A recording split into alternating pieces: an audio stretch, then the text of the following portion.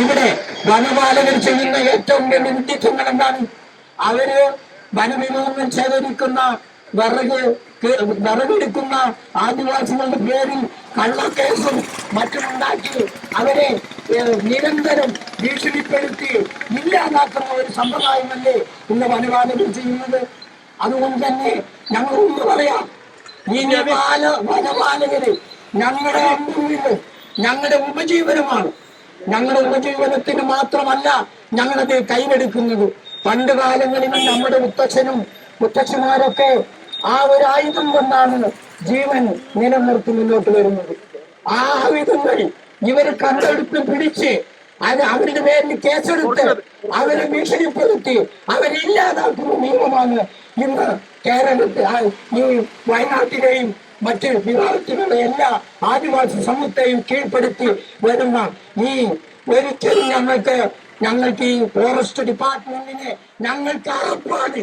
അതുകൊണ്ട് തന്നെ ഞങ്ങൾ ഇപ്പോഴും പറയാണ്, ഞങ്ങളെ രണ്ടായി കാണാതെ ഞങ്ങളെ ആദിവാസി വിഭാഗത്തിനെ കൂട്ടിപ്പിടിച്ച് ഞങ്ങൾക്കറിയാം ഏത് കാട്ടിന്റെ ഏത് സ്ഥലത്ത് കയറി എവിടെ ഏത് കാട്ടിലേക്ക് എങ്ങനെ കയറണം, അതിലെന്തൊക്കെ മൃഗങ്ങളുണ്ട്, ആ മൃഗങ്ങളെ ഏത് രീതിയിലാണ് നമ്മൾ അവരെ ചൊടിപ്പിക്കാതെ എങ്ങനെയാണ് അവരിന്ന് തിരിച്ചുവിടുക എന്ന് ഞങ്ങളുടെ കാരണന്മാർ നമ്മളെ പഠിപ്പിച്ചിട്ടുണ്ട്.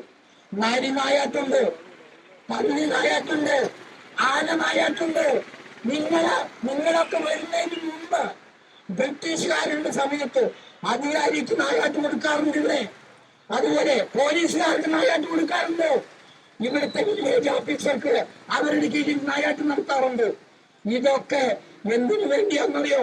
നമ്മളുണ്ടാക്കുന്ന കൃഷി നശിപ്പിക്കാതിരിക്കാൻ വേണ്ടി ഒരു മാസത്തിൽ 15 ദിവസം നായാട്ട് നടത്താറുണ്ട്. ഈ ഫോറസ്റ്റുകാർക്ക് എന്താ അറിയാം?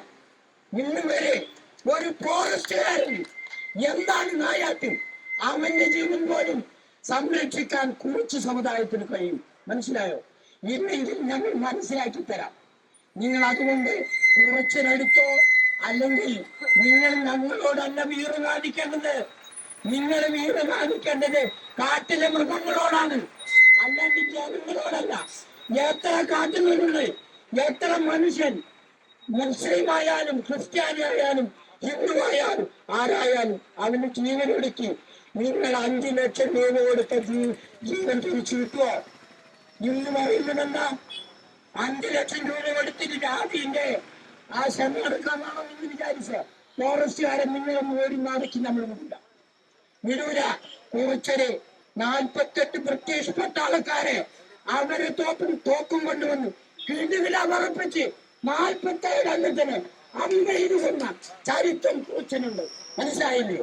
അതുകൊണ്ട് തന്നെ ഒരു ഫോറസ്റ്റുകാരനെ ഞങ്ങളുടെ നേർക്ക് അല്ലെങ്കിൽ ഇവിടുത്തെ ആദിവാസികളുടെ നേർക്ക് വെറുതെ ഒരു കള്ളക്കേസ് ഉണ്ടാക്കി വരാ എന്ന് വിചാരിച്ചാൽ ഞങ്ങൾ വെറുതെ വിടില്ല.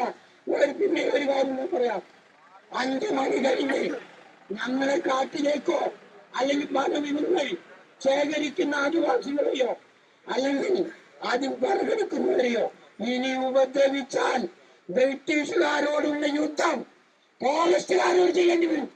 നിങ്ങൾ മനസ്സിലാക്കിക്കോ. ഞങ്ങളെ ചൊടിപ്പിച്ചാൽ ഞങ്ങളുടെ അമ്പും വില്ലും ഇന്നും ഞങ്ങളെ കളഞ്ഞിട്ടില്ല. അത് ഞങ്ങളുടെ പാരമ്പര്യമാണ്, ഞങ്ങളുടെ സ്വത്താണ്, ഞങ്ങളുടെ നിധിയാണ്.